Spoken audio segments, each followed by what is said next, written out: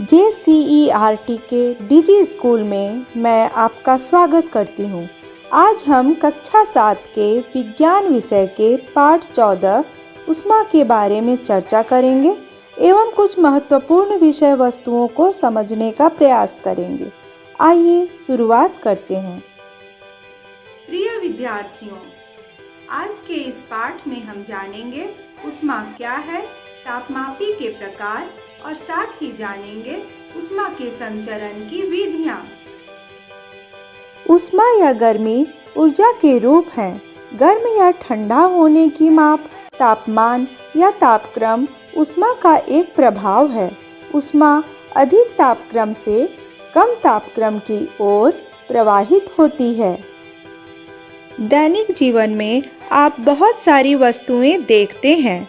इनमें से कुछ वस्तुएं गर्म तथा कुछ वस्तुएं ठंडी होती हैं। जैसे चाय गर्म होती है परंतु बर्फ ठंडा होता है। प्रायः स्पर्श कर यह निर्धारित किया जाता है कि वस्तु गर्म है अथवा ठंडा, परंतु कभी-कभी वस्तु को स्पर्श कर यह निर्धारित करना कठिन हो जाता है। आइए इसे क्रियाकलाप द्वारा समझते हैं। पहले ग्लास में लिया है गर्म पानी, दूसरे ग्लास में ठंडा पानी, तीसरे ग्लास में नल का पानी। अब हम अपने दाएं हाथ को गर्म पानी में डालेंगे और दूसरे हाथ को ठंडे पानी में। कुछ देर के बाद अब हम दोनों हाथों को सामान्य पानी में डालते हैं। क्या हमारे दोनों हाथ एक ही ताप अनुभव करते हैं? प्रिय विद्यार्थियों, जैसा कि आपने क्रियाकलाप में देखा कि हम छूकर या स्पर्श कर किसी भी वस्तु का सही ताप पता नहीं कर सकते हैं। इसलिए तापक्रम मापने के लिए तापमापी का उपयोग किया जाता है। तापमापी कई तरह के होते हैं। क्या आपको पता है वे कौन कौन से हैं? पहला है डॉक्टरी थर्मामीटर, दूसरा प्रयोगशाला थर्मामीटर, तीसरा अधिकतम न्यूनतम थर्मामीटर। जब हम बीमार पड़ते हैं और हमें बुखार हो जाता है तो हम अपने शरीर का तापमान ज्ञात करने के लिए किस प्रकार के थर्मामीटर का उपयोग करते हैं? क्या आपको पता है? बिल्कुल सही, वह थर्मामीटर है डॉक्टरी थर्मामीटर। प्रयोगशाला थर्मामीटर का उपयोग प्रयोगशाला में किया जाता है, जहाँ की विभिन्न रासायनिक पदार्थों और ठंडे तथा गर्म जल का तापमान ज्ञात करने के लिए किया जाता है। आपने विभिन्न समाचार पत्रों में और टेलीविज़न में भी देखा होगा विभिन्न स्थानों के अधिकतम और न्यूनतम तापमान के बारे में। यह कैसे पता लगाया जाता है? इसके लिए अधिकतम न्यूनतम थर्मामीटर का उपयोग किया जाता है। ऊष्मा का संचरण।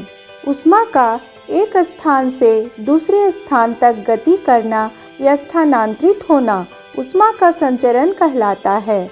ऊष्मा संचरण की 3 विधियां होती हैं। पहला चालन विधि, दूसरा संवहन विधि, तीसरा विकिरण विधि। ऊष्मा के संचरण को समझने के लिए आइए एक क्रियाकलाप करते हैं। लोहे की एक पतली छड़ लेते हैं, फिर मोम की सहायता से इसमें बराबर बराबर दूरी पर पेपर पिन लगा देते हैं। अब पतली छड़ के एक सिरे को मोमबत्ती से गर्म करना शुरू करते हैं। आइए देखें क्या होता है। हमने देखा मोमबत्ती के नज़दीक वाली सिरा पहले गर्म होता है, इसलिए इसके नज़दीक वाला पिन पहले गिर जाती है। अर्थात ऊष्मा किसी वस्तु के गर्म क्षेत्र से ठंडे क्षेत्र की ओर स्थानांतरित होती है। इसे चालन कहते हैं। चालन की कई आवश्यक शर्तें हैं। पहला, दोनों वस्तुएं संपर्क में हो। दूसरा, दोनों का तापमान अलग अलग हो। आइए एक मोमबत्ती जलाते हैं। हम एक हाथ को ज्वाला के ऊपर रखते हैं और दूसरे हाथ को मोमबत्ती के बगल में। क्या हमारे दोनों हाथ समान गर्मी का अनुभव करते हैं? प्यारे बच्चों, वायु में ऊष्मा का स्थानांतरण संवहन विधि द्वारा होता है। संवहन के द्वारा वायु गर्म होती है और ऊपर की ओर उठती है। इसलिए ज्वाला के ऊपर वाला हाथ अधिक गर्मी महसूस करता है। ऊष्मा संचरण की वह विधि जिसमें पदार्थ के कण गर्म होकर ऊपर गति करते हैं तथा उनकी जगह ठंडे कण आ जाते हैं, संवहन कहलाते हैं। संवहन द्रव और गैसों में होता है। यह ठोस या निर्वात में नहीं हो सकता है। तीसरी विधि है विकिरण विधि। ऊष्मा के संचरण की वह विधि जिसमें किसी भी माध्यम की आवश्यकता नहीं होती है, विकिरण कहलाती है। यह ठोस, द्रव, गैस तथा शून्य में भी हो सकता है। आइए मिलान कीजिए। खंड अ। पहला, शरीर का तापक्रम मापने के लिए उपयोग किया जाने वाला उपकरण। दूसरा, मानव शरीर का औसत तापक्रम। तीसरा, ऊष्मा के संचरण की विधियाँ। चौथा, ठोस में ऊष्मा के संचरण की विधि है। पांचवा, द्रव और गैस में ऊष्मा के संचरण की विधि का नाम है। खंड ब। पहला, 37 डिग्री सेल्सियस।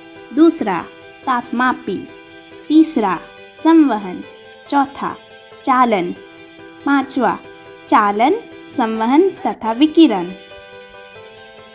आइए हल जानें। खंड अ। पहला, शरीर का तापक्रम मापने के लिए उपयोग किया जाने वाला उपकरण। तापमापी। दूसरा, मानव शरीर का औसत तापक्रम 37 डिग्री सेल्सियस। तीसरा, ऊष्मा के संचरण की विधियाँ। चालन, संवहन तथा विकिरण। चौथा, ठोस में ऊष्मा के संचरण की विधि है। चालन। द्रव और गैस में ऊष्मा के संचरण की विधि का नाम है संवहन।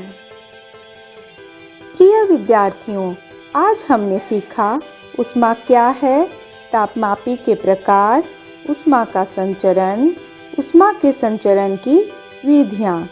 इसी के साथ आज की कक्षा समाप्त होती है। धन्यवाद।